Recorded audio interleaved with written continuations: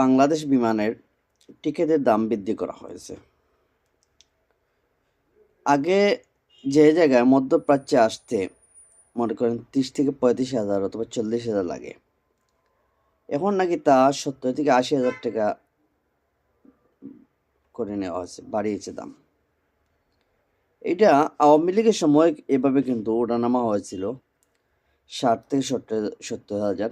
তো এখনও নাকি আরও দাম বেড়েছে। তো আমার প্রশ্ন হচ্ছে,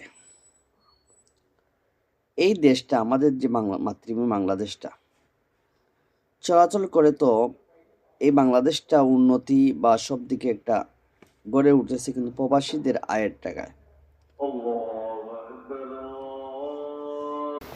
প্রবাসীরা যদি টাকা দেওয়া বন্ধ করে দেয় দেশে, পুরা দেশ কিন্তু অচল হয়ে যায়। এটা কিন্তু আপনাদের সবার জানা আছে। বিগত স্বৈরাচারের সরকারের পতনের কিন্তু মূল ছিল কিন্তু প্রবাসীরা। যখন ছাত্ররা গণ আন্দোলন করেছিল, তখন এই ছাত্রদের উপর গণহত্যা চালিয়েছিল বিগত স্বৈরাচারের সরকারের পুলিশ এবং বাহিনীরা, সন্ত্রাসী বাহিনীরা।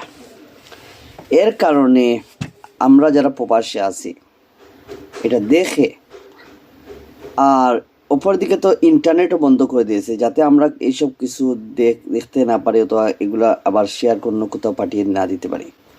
সব কিছু মিলিয়ে কিন্তু অনেকটা কেঁপে গেছে প্রবাসীরা।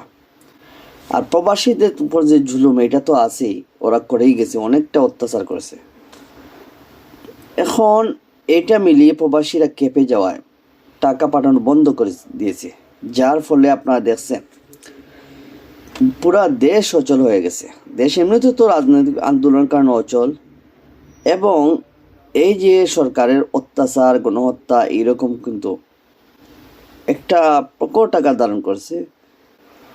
আর অপরদিকে যখন প্রবাসীরা একটা ক্র্যাকডাউন দিছে, রেমিটেন্স ক্র্যাকডাউন, তখন তো আরও অচল হয়ে গেছে। আর এটি হয়েছে সরকার পতনের একটা কারণ। তো আমার কথা হলো, এই প্রবাসীরা কি এখনও কি এই বৈষম্য এবং প্রবাসীদের উপর যে একটা যে কোনো টিকিটের দাম বৃদ্ধি এবং সর্বদিক দিয়ে একটা চাপে রাখা হয়েছে, এটা কি বন্ধ হয়েছে? না, এখনও কিন্তু আমাদের এই অন্তর্বর্তী সরকারের যারা আছেন, এরা কিন্তু উচিত ছিল প্রবাসীদের একটা বিষয় বিবেচনা নেওয়া, কিন্তু ওরা তো দেখলাম টিকিটের দাম আরও বাড়িয়ে দিয়েছে। এটা জুলুম কিনা আপনারা বলুন।